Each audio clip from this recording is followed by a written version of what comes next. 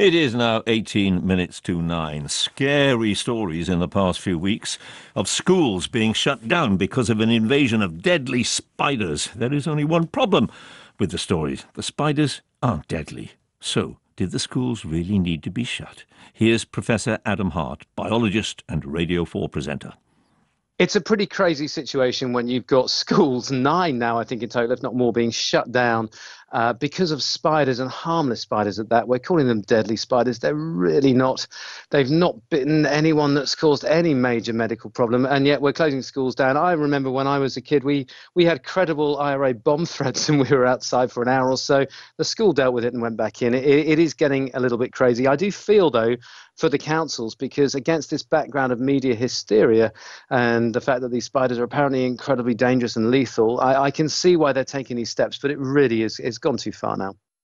Well, what does Mark Shardlow think about it? He is Chief Exec of the Invertebrates Conservation Trust Bug Life. Good morning to you. Hello. Oh dear. We knew we might have some difficulties, but this is not what we expected. Total silence. Well, let's try and get back to him in a moment. Martha? It is now 13 minutes to 9, and let's return to that story of spiders. We were so cruelly cut off because Matt Shardlow could not hear us, but now I hope he can. Are you there, Matt?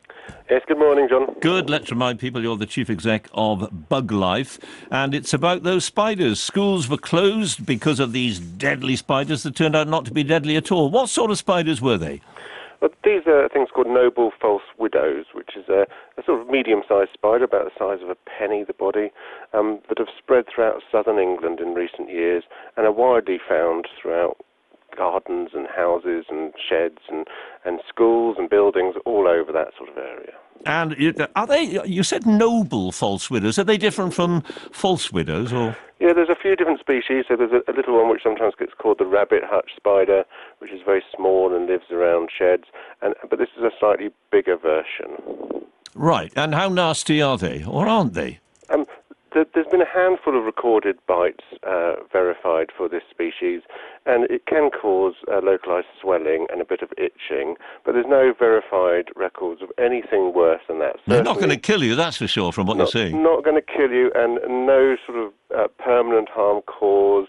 The trouble is there's all sorts of stories run in papers, because it sells papers, claiming effects from bites of this spider that just haven't been verified. And it's not even the first time that this has happened. A very similar thing has happened in America with a different species of spider, and in Australia with another species of spider. All happened before this, so this happened about 30 years ago, where certain species of spiders are sort of picked out as generating a storm of publicity about how they bite and cause serious injury by flesh rotting and falling off.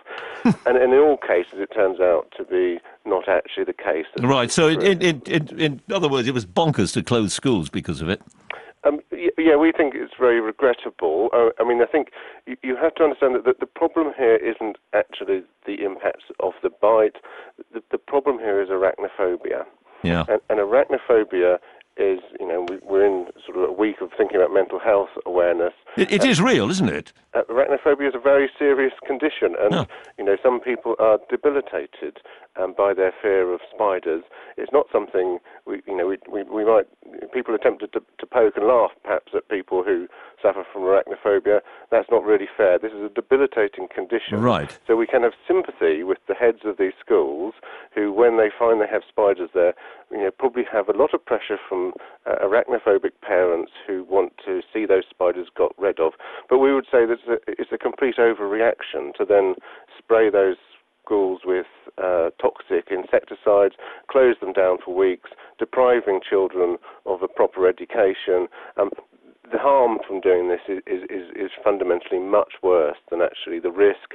The risk of these spiders is really no more than splinters from wooden desks or gravel in a school playground. They may as well put padded foam across the playground and shut the school to remove all the desks. Careful, don't suggest that. You never know, somebody might be listening. Matt Shardlow, thank you very much.